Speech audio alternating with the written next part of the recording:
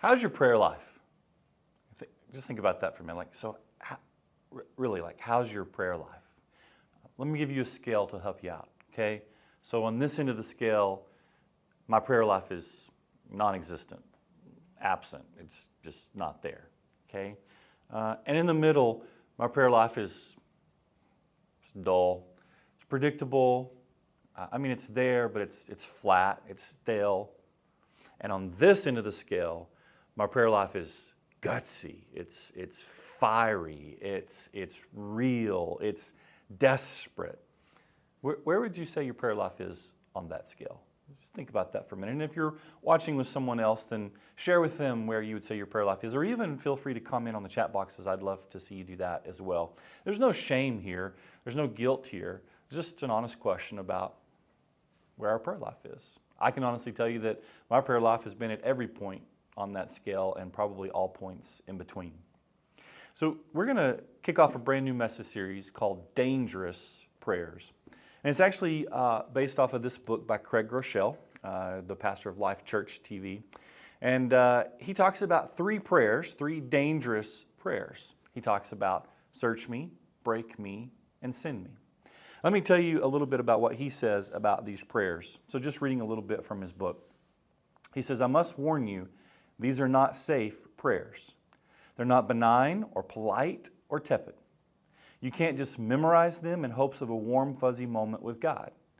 These prayers require faith, courage. They ask you to risk. They're almost guaranteed to push you out of your comfort zone, to stretch you, to help you grow righteously uncomfortable. We're going to be talking for 3 weeks about real change and transformation that begins in our prayer life. And this is not the, hey, let's guilt you into praying more, or hey, I got to be a better Christian or a better Christ follower. That's not it. It's all about finding real life change and transformation and doing it in our prayer life. I would encourage you to pick this book up, a hard copy, or get it on Kindle, or whatever you'd like to do, and read through the book as we preach through these messages the next 3 weeks. We're going to start this morning with the prayer, search me. And this prayer comes out of one of David's Psalms. So Psalm 139, and I'm going to look at 2 verses in Psalm 139. If you've got your Bible with you or a Bible app on your phone, you can pull these up with me. Psalm 139, verses 23 and 24 says, search me, O God, and know my heart.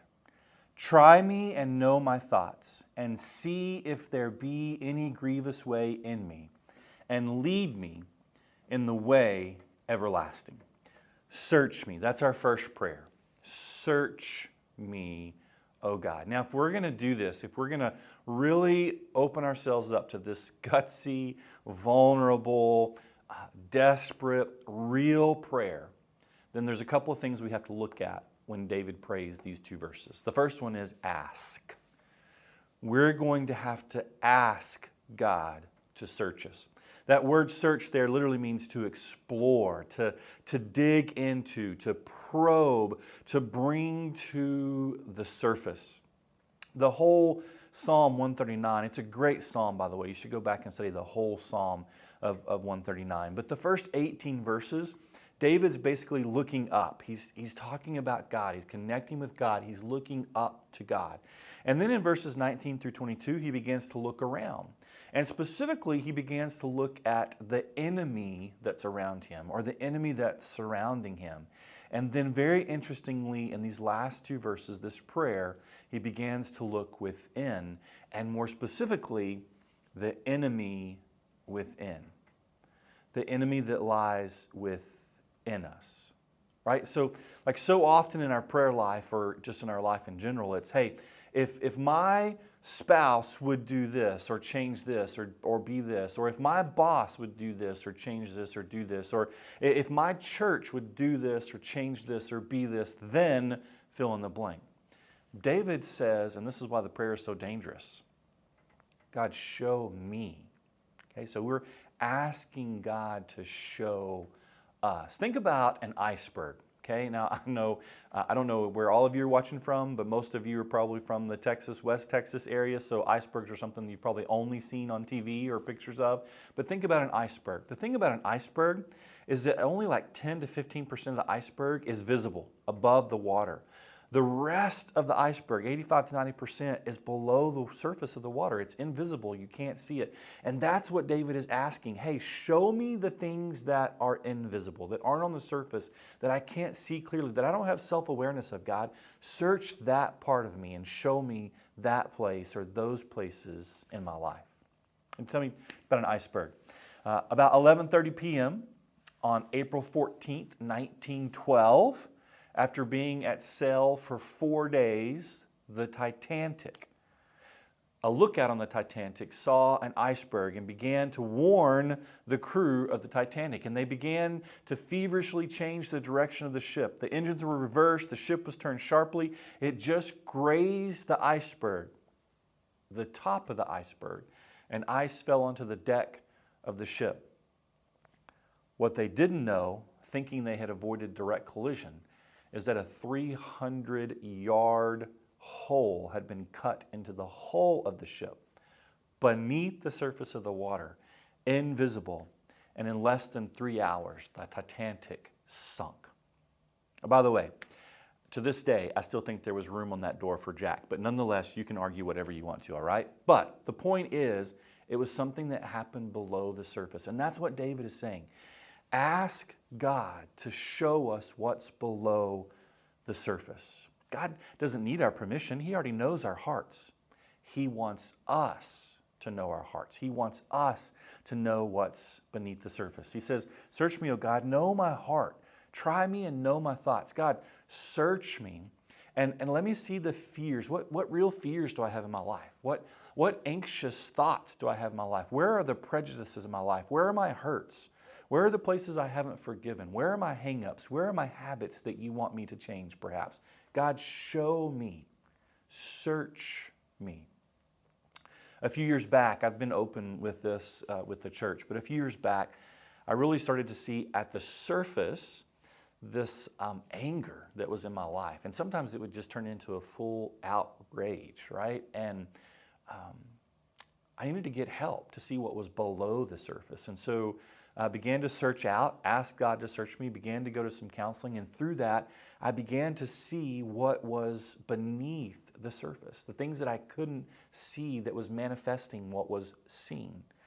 It's a dangerous prayer to say, God, search me. We invite God to do that. That's the first thing. The second thing we have to do is we have to listen. If we're going to ask God to search us, then we have to listen to what He wants to tell us. Now, let me ask you another question. Did you ever play the quiet game as a kid?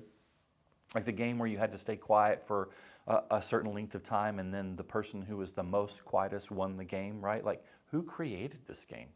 Or the game, I don't remember what it was called. I think it was like Thumbs Up, 7-Up or something like that. And you had to lay your head down and you put your thumb up and you had to be quiet. That was the whole point of the game. Teachers created these games, right? The whole point of the game was to be quiet, to be silent. Maybe you've never played one of those games, so let's just play it right now, okay? So here's what I want you to do. Just be silent. Like, just, if you've got other things going on, you got something in the background, just if you're doing something else right now while you're listening to this, just be silent for just a few seconds.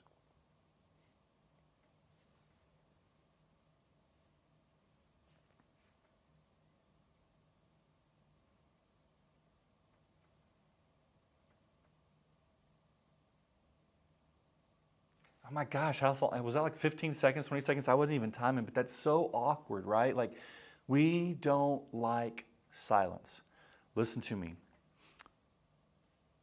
We will never hear from God if we don't find a way to find silence. The busyness of our life, the distractions of our life, the noise of our life drowns out the voice of God. And we have to take time to ask God to search us and to just sit in silence and let Him speak to us. The writers of Ecclesiastes put it this way, Ecclesiastes 5:2. Be not rash with your mouth, nor let your heart be hasty to utter a word before God. For God is in heaven and you are on earth. Therefore, let your words be few. The famous Psalm 46:10, be still and know that I'm God.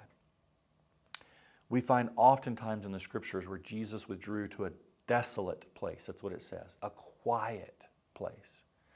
We've got to find those times during our day when we can withdraw to a quiet, desolate place and listen. And I know sometimes this scares us and we think, oh my gosh, I've got to spend an hour in silence with God every morning, or we don't even have to do things like that. It doesn't even have to be at one point during the day. It can be at different points during the day, where we just try to get away from the busyness and the noise of the day, silence our souls, quiet ourselves, and try to listen for what God is saying to us. Let me tell you how this is working in my life right now. So I spend time with God in the mornings, in the Word, trying to listen, sit there. But I'm going to tell you where He speaks the most. Two places He speaks the most to me. Number one is the shower. It's crazy. Here's why. I think it's because the shower is the only place left in our culture where we can't take digital equipment, right? Like I can't take my cell phone in the shower. One of these days, Apple's going to create a phone that's waterproof and I can take it in the shower. We're all going to be doomed, right? But right now in the shower, I'm alone with my thoughts. And so I can hear God speak to me in those times and in those moments. The other time that I really get away to hear God, I'm not still necessarily, but I'm quiet. And here's what I do. I've developed a habit since COVID of walking. And so I walk 4 to 5 miles 4 or 5 times a week, every day, or on those days. I just put in my AirPods. I take off listening to music, or sometimes I'll listen to podcasts. But it's those moments where I'm not still, but I'm quieting my soul. And I'm letting God speak into my life during those times. So I don't know what it is for you. But ask God, if we want to get to this place where our prayers are fiery and gutsy and dangerous and desperate and real and vulnerable and authentic, then we've got to ask God to search us, to show us what's below the surface, and then to listen to what He wants to tell us, the things that are actually beneath the surface. And then the third thing I would share with us is that we ask, we listen, and then we need to follow. Like whatever God begins to show us, we need to follow what it is that He's showing us. We can't ask God to direct our steps if we're not willing to move our feet. We can't ask God to show us and listen to what it is that He really wants to bring real life change or real transformation in our lives if we're not willing to actually act on what He is saying to us. Psalm 119, 133, keep steady my steps. So really, the point of this message series is, are we going to just continue to go through the motions? Wherever we're at in our prayer life, wherever we're at in life, wherever we're at in our life with God right now, are we really going to allow God to transform us, to change us, to shape us? Begin this week by asking God to search you, to show you what's beneath the surface. Carve out time during your day to listen, to get away from the busyness and the noise of the world and try to listen for God. And then the next couple of weeks, we'll be talking more specifically about what it means to follow when He speaks or what He says. Let me give you a couple of things that you can do, though, to help you with this message series. So 2 things. Number 1, you can follow the Dangerous Prayers reading plan. It's in the YouVersion Bible app. So if you have a Bible app on your phone, it's more than likely the YouVersion Bible app. If not, you can go to your app store and download the that's Y-O-U version. It's actually created by Life Church TV. But download the YouVersion Bible app, and then when you download it, if you don't already have it downloaded, if you do, down at the bottom of the screen, you'll see a tab that says Reading Plans. And when you tap Reading Plans, you can search Dangerous Prayers. And when it comes up, you can subscribe to it. It's just a 7-day reading plan, and you can do that for the next 7 days or whatever as we work through this book. Here's the second thing I would encourage you to do. We would love to send you a daily prayer text. And here's what it is. It's a prayer from the Bible that you can subscribe to and get by text message every single day. We'll send it to you, and it's a prayer that you can read, you can study. Most importantly, you can personalize it to yourself and use that as a time to be in that desolate place and let God speak to you. Ask Him and listen, and then follow what it is the prayer is asking you to do. You can subscribe to that by simply texting the word prayer to 806-745-0595. I promise the text won't come at 5 o'clock in the morning or 12 o'clock at midnight. But we'll send it at a decent time of the day, and you'll get a prayer every single day for the next 3 weeks while we're in this message series. Do either one of those things. It will help you ask, listen, and follow. Pick up the book if you want. We'll tune in next week with the prayer, Break Me. See you then.